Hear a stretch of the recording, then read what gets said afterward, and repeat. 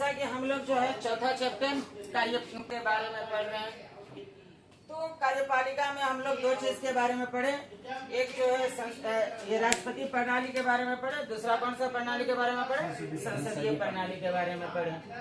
तो आज उसी से आगे हम लोग बढ़ते हैं। जो हमारा देश का जो हमारा जो संघ है उसका जो हम लोग संघ कार्यपालिका यूनियन एग्जीक्यूटिव का देखेंगे आज हम लोग।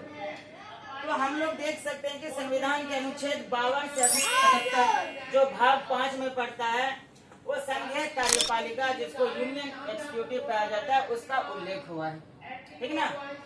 तो संघीय कार्यपालिका में जो शामिल जो होता है ये जो राष्ट्रपति, उपराष्ट्रपति, प्रधानमंत्री, मंत्री परिषद तथा महाधिवक्ता होता है। समझ में आया कि नहीं आया?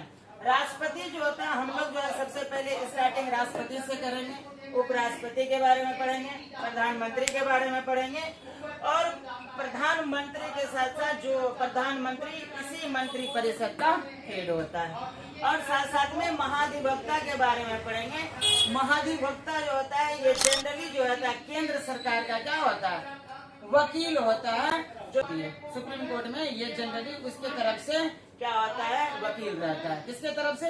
केंद्र सरकार की तरफ से जो है ये वकील रहता है। अब आ जाते हैं हम लोग मेन टॉपिक पे। तो अब जो है कार्यपालिका देखेंगे राष्ट्रपति का। भारत में जितना भी कार्यपालिका की जितनी भी कार्रवाई की जाएगी वो किसमें निहित होगी, राष्ट्रपति में निहित होगी। समझा ना।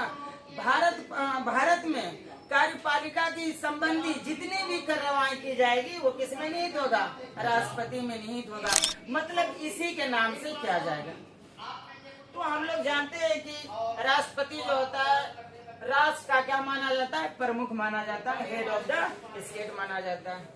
और ये भारत का जो है फर्स्ट सिटीजन भी कहलाता है। भारत का फर्स्ट सिटीजन मतलब प्रथम नागरिक भी कहलाता है। जैसा कि और ये राष्ट्र के एकता, अखंडता तथा एकजुटता जिसको कि हम लोग इंग्लिश में बोलते हैं यूनिटी, इंटेग्रिटी और सॉलिडेरिटी का प्रतीक होता है, ठीक ना।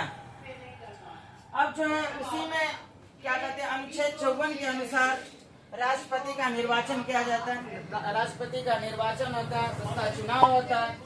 तो राष्ट्रपति का जो चुनाव जो होता है जनरली निर्वाचन मंडल के थ्रू से किया जाता है, न कि जनता के द्वारा प्रत्यक्ष रूप से। अब निर्वाचन मंडल में भी इसका चुनाव कैसे हो जाएगा, निर्वाचन मंडल में भी इसका जो चुनाव होता है अनुपातिक प्रतिनिधित्व के अनुसार एकल संक्रमणीय मत प्रणाली द्वारा होता है। एकल संक्रमणीय मत प्रणाली द्वारा होता है। तो हम लोग जैसे कि तीसरा चैप्टर में पढ़े थे अनुपातिक प्रतिनिधित्व और first pass the post system.